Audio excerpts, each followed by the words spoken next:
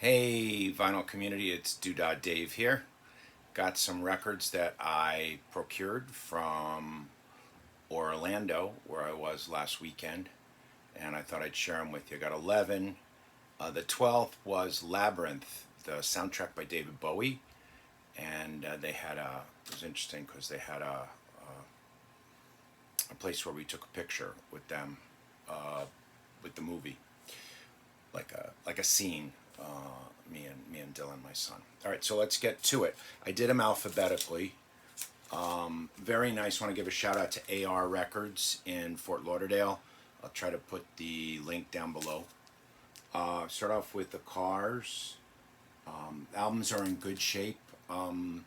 Most of them were, previously played. A couple were new. The Labyrinth was new, and Fleetwood Mac I got was new. So this Cars, Red Electra,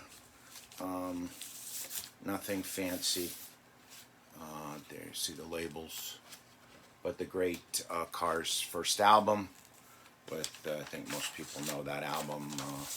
You're Just What I Needed, and Best Friend's Girl, and what's that first? Good Times Roll.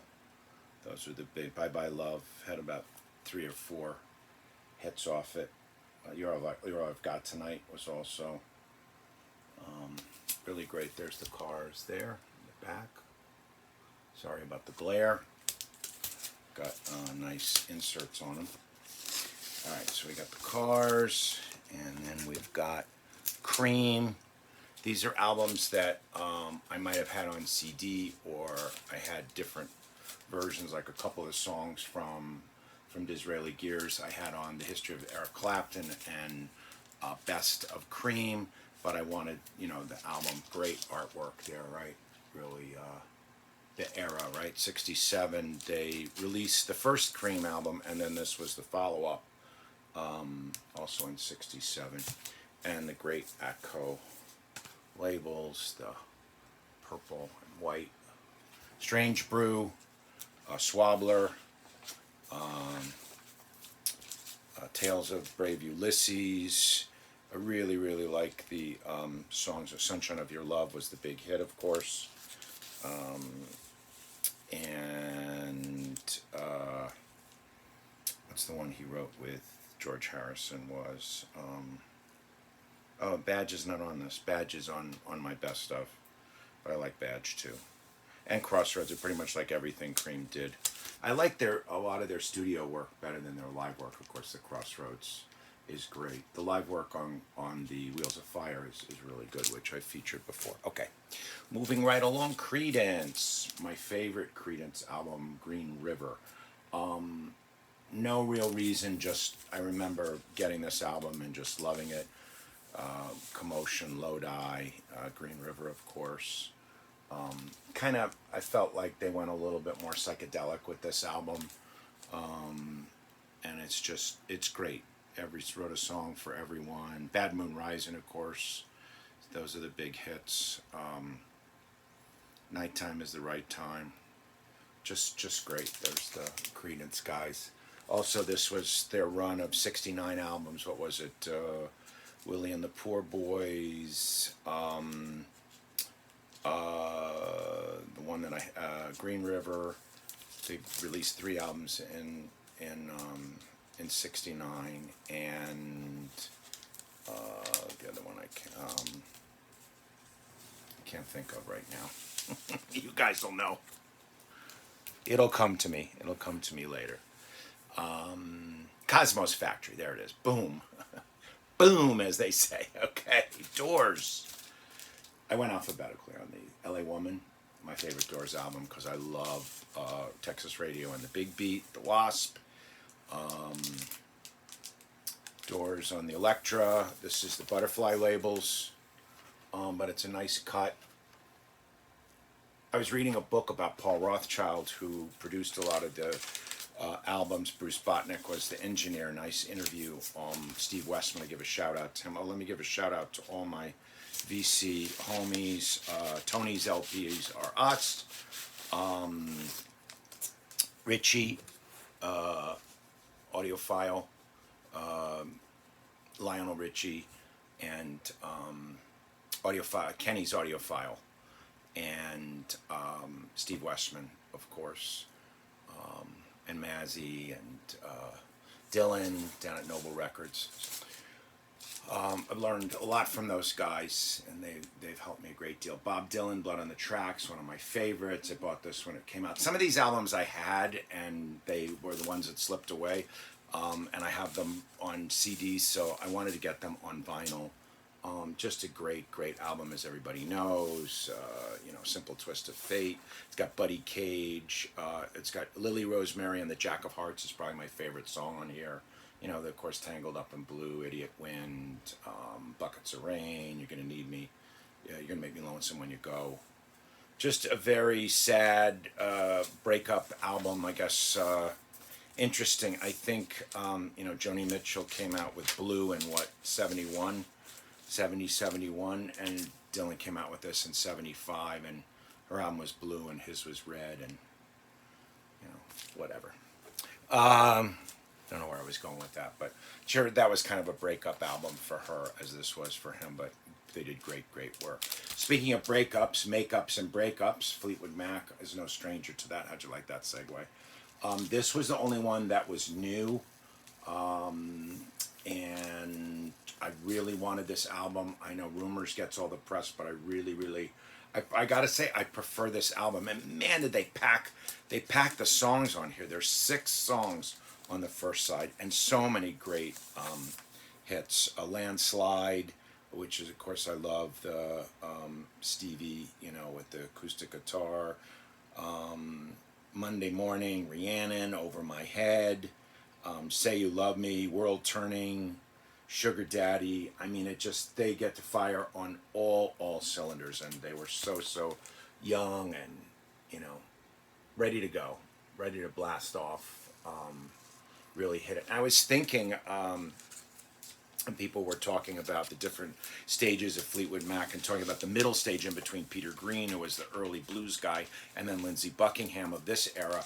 And the Bob Welch, Danny Kirwan, Jeremy Spencer era was so rich with great albums, great songs. We're talking about Hypnotize and Mystery to Me. So I want to kind of fill my vinyl out with that. I do have Bare Trees that has Bob Welch. Unfortunately, he passed away a few years ago. But he knows I love the Grateful Dead, so we got Working Man's Dead. I didn't get a greenie. I got the Warner Brothers, what are they called? The Warner Brothers, the Palm Trees. Yeah, so I think this was a 76 or something like that.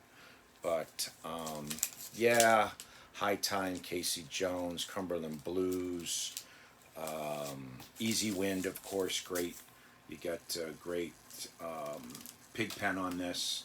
And I don't know if you guys know it. I mean, the Deadheads probably know it, but there's an extra guy on the cover. And if you see, this here is Bob Hunter.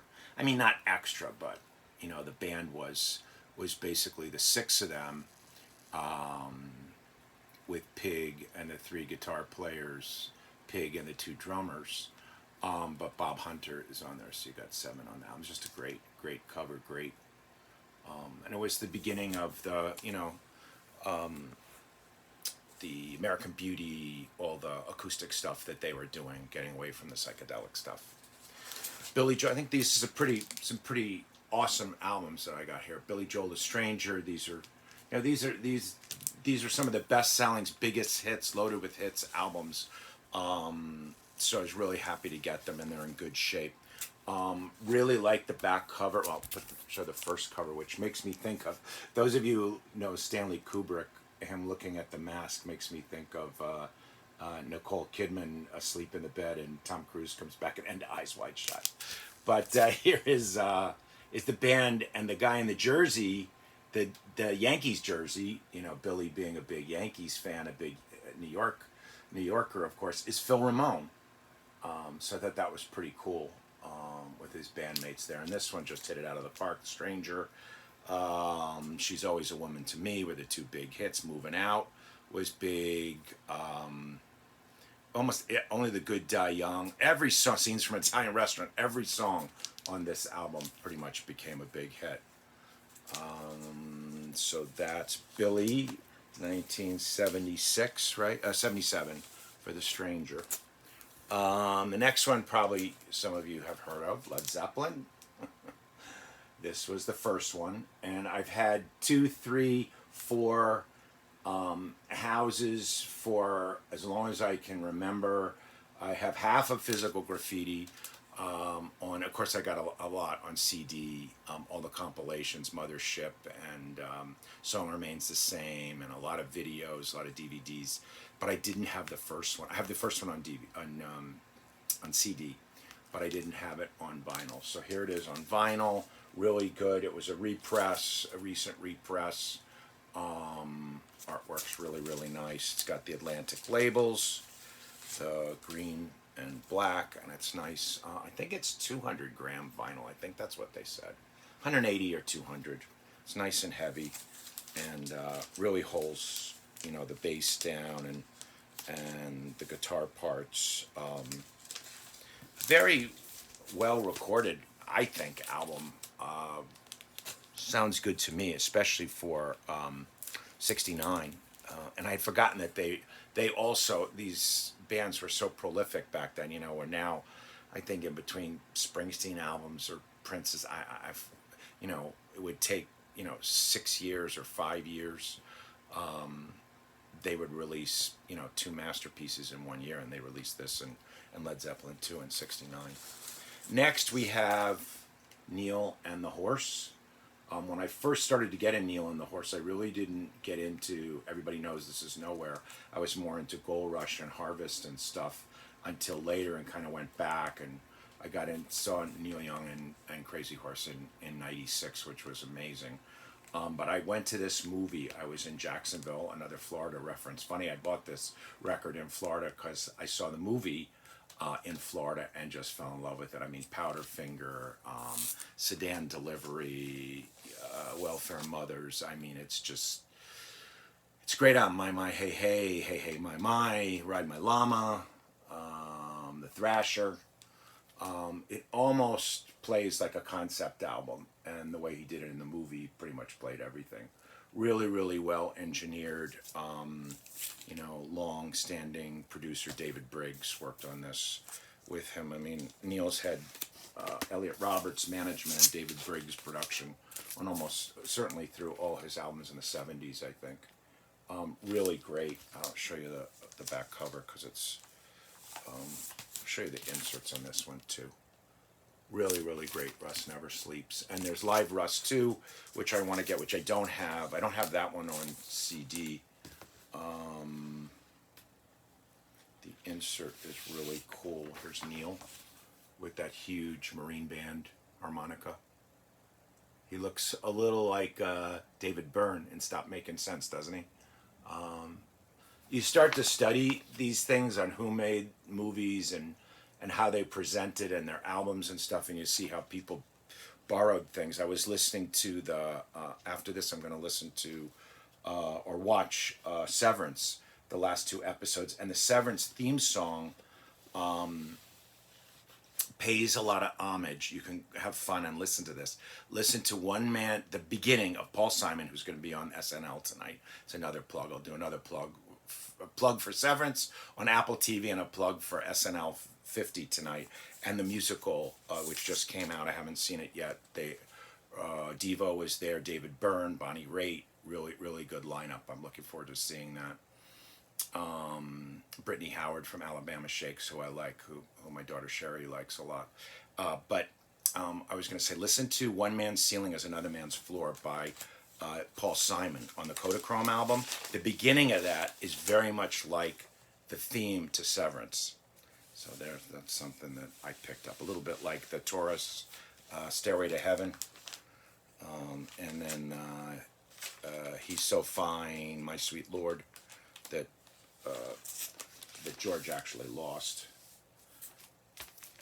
Now that's Rust Never Sleeps. And last, but certainly not least, is the Skynyrd. Their second album, All I need to say is this starts off with Sweet Home Alabama, and it ends with They Call Me the Breeze, the J.J. Cale cover. It is smoking. Ballad of Curtis Lowe is becoming like my favorite song from this, and that's saying a lot because I'm a really, really big J.J. Cale Call Me the Breeze fan. Of course, they covered J.J. Cale. Eric Clapton covered J.J. Cale, and the band covered J.J. Cale. So, you know, and J.J. Cale he's J.J. Cale.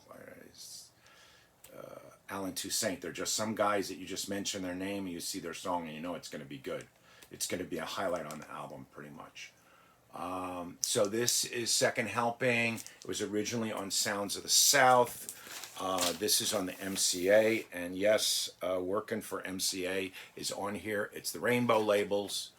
People online go back and forth, though. The Rainbow labels, the Black labels, the Sounds of the South label. This sounds really good to me. Produced by the great Al Cooper of Bob Dylan, Mike Bloomfield, Blood, Sweat, and Tears fame. And, you know, he produced all three, I think three, maybe four, the fourth. I know he did the first three Lynyrd Skynyrd albums, but maybe four. And it shows. It's awesome. The first song, Sweet Home Alabama, was recorded down in Alabama, Doraville, or in Georgia. And then the rest was recorded out in L.A. Just great, great, great album. Show you the guys in the band. They deserve that. You know, they got them in ink there again. Sorry about the plastic, the reflection. I can take it out of that. And it's got a gold imprint on the front. It's not a promo, but pretty cool. There's the band, Ronnie and all the guitar players, Alan Collins and Gary Rossington and Ed King, I believe, is on this, right? Is Ed on this one? Yeah, Ed is on this one. And it's cool, they mention what they play. So Rossington's got the Gibson Les Paul, Collins has a Gibson Firebird, and Ed King has a Fender Stratocaster. I like that touch, that's pretty good. And Leon Wilkerson, the bass player, has Firebird bass. So they split between the Gibsons and the Fenders, huh? So, oh no, they have the Firebird bass would be a Gibson also. So that's the Skynyrd, really great, great, great album. Swamp music, every song on here is great. Don't ask me no questions. I Need You, you know, Curtis Lowe, Call Me the Breeze, Sweet Home Alabama, of course. And it's cool to hear it. You know, you've heard Sweet Home Alabama 1,000 times. It's cool to hear it on vinyl. So those are my classic records from my trip. I'll see you guys soon. I'm going to try to put up some more, got some more ideas for some 2025 videos. Please, first off, thank you for watching this. Please like, subscribe, and comment below. And keep on spinning, keep on rocking. And happy February, happy Valentine's Day, happy President's Day. And on we go. Keep on spinning. Thanks. Bye.